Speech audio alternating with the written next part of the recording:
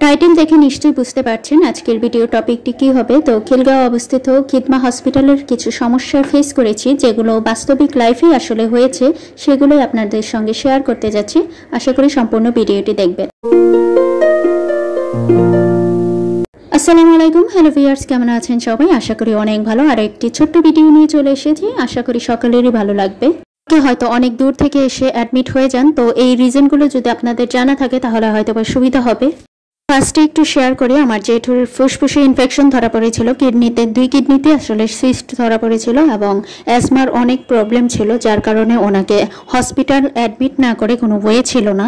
হসপিটালে যেহেতু খিলগাঁও অবস্থিত ছিল, তো সকলেই যেন সাপোর্ট করতে পারে মেন্টালি ভাবে, তারপরে রোগীর সেবা করার জন্য তো 1-2 দিয়ে হবে না, সবকিছু মিলিয়ে আসলে এখানে রাখা হয়েছিল যেন একটা বেটার পজিশন হয়। আমার জেঠুর যেহেতু বিভিন্ন ধরনের প্রবলেম ছিল, মানে বিভিন্ন ধরনের রোগ ধরা পড়েছিল, তো একজন ডক্টর দিয়ে তো হবে না, প্রথমে একটু মেডিসিনের ডক্টরের আন্ডারে উনি অ্যাডমিশন নিয়েছিল, কারো আন্ডারে তো অ্যাডমিশন নিতে হবে, তো তার মাধ্যমে আবার যেমন কিডনির জন্য আলাদা ডক্টর রেফার করে ওনারা নিয়ে এসেছিল এবং বক্ষবিদের জন্য আরও একজন ডক্টর রেফার করা হয়েছিল। আমি আসলে হসপিটালের ভালো এবং খারাপ দিক দুটোই শেয়ার করতে চাচ্ছি, তো সম্পূর্ণ ভিডিওটা যদি আপনারা না দেখেন তাহলে ক্লিয়ার হতে পারবেন না আমি আসলে কি বোঝাতে চাচ্ছি। এবার আসি কেবিনের চার্জার ম্যাটারে। আমরা এসি কেবিন নিয়েছিলাম, পার ডে আমাদের ছিল 3800 টাকা, সাথে একটা ফ্রিজ ছিল, এসি ছিল এবং ওয়াশরুম ছিল, 2টা বেড ছিল, ডিভাইন ছিল। তো এবার আপনাদেরকে সামনে দেখাবো আমি ভিডিওটা। সর্বনিম্ন 1500 টাকা থেকে শুরু করে এখানে বেড পেয়ে যাবেন, তো 1 বেড এবং 1 বাথ এই টাইপের বেড ছিল।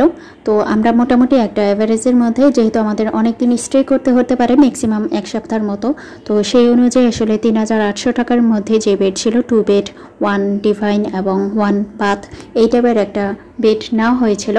তো এখানে আপনারা আরেকটা জিনিস হলো, মানে ভালো দিক বলতে পারেন, পুরুষ এবং মহিলাদের জন্য আলাদা আলাদা ওয়ার্ড বা কেবিন, মানে তাদের কাজগুলো পুরুষদেরটা পুরুষরাই করে এবং মহিলাদেরটা মহিলারাই করে। তো যাই হোক, এবার কেবিনের ভিতরে একটু দেখানোর চেষ্টা করছি। একটা মেডিসিন কর্নার কেবিনেট ছিল আর 2টা বেড এখানে ছিল, যেহেতু যেটারা বসেছিল হেজিটেট ফিল করবে, তাই জন্য আর তাদেরকে দেখিয়ে আর ভিডিও করা হয়নি।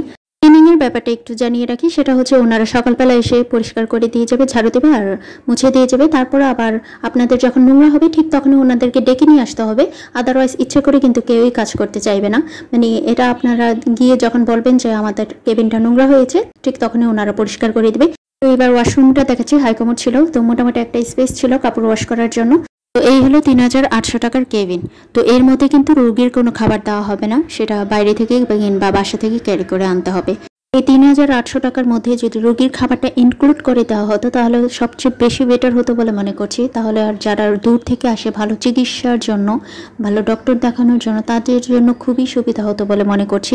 তাছাড়া এটা তো করছেই না, তার মধ্যে আবার এই হসপিটালের কোনো ভবনে আসলে ক্যান্টিনের কোনো ব্যবস্থা নেই। এটা একটা বিগ প্রবলেম বলে মনে করছি, কারণ যারা অনেক দূর থেকে আসে তারা কিন্তু রোগীর সঙ্গে খুব বেশি একটা মানুষ আনার প্রয়োজন মনে করে না, কারণ দেখা যায় যে একজন হলেই যথেষ্ট। তো আমার পাশের কেবিনের আসলে একজনের ঘটনা শেয়ার করছি। তিনি অনেক দূর থেকে এসেছেন এবং রোগীর সঙ্গে তিনি একাই এসেছেন, আশেপাশে কোনো কিছুই আসলে চেনেন না। তো উনি রোগী রেখে আসলে যেতে পারছিলেন না খাবার আনার জন্য, রোগীরও খাওয়ার সময় হয়ে গেছিল।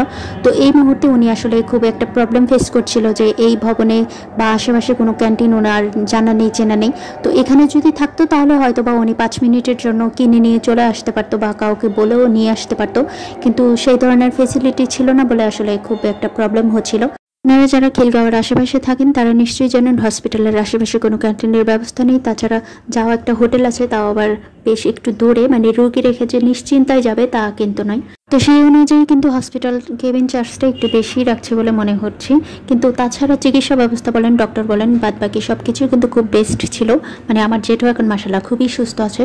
আরও একটি বিষয় আপনাদেরকে জানিয়ে দিচ্ছি, সেটা হচ্ছে এখানে এনআইসিইউ, সিসিইউ এবং আইসিইউর কোনো ব্যবস্থা নেই। এটা ওনারা অ্যাডমিশনের আগেই আমাদেরকে জানিয়ে দিয়েছিল। ডক্টর এবং চিকিৎসা বাদ বাকি দুটোই ভালো ছিল, আর বাকি যে ছোটোখাটো বিষয়গুলো সেগুলো যদি আপনারা ম্যানেজ করে আসতে পারেন তাহলে অ্যাডমিশন নেবেন। ভিডিওটি অবশ্যই লাইক কমেন্ট শেয়ার করে দেবেন যেন আরও অনেক মানুষ এটা সম্বন্ধে জানতে পারে এবং দেখতে পারে। তো আজকে এই পর্যন্তই, সবাই ভালো থাকবেন, সুস্থ থাকবেন, টিল দেন টেক কেয়ার, আল্লাহ হাফেজ।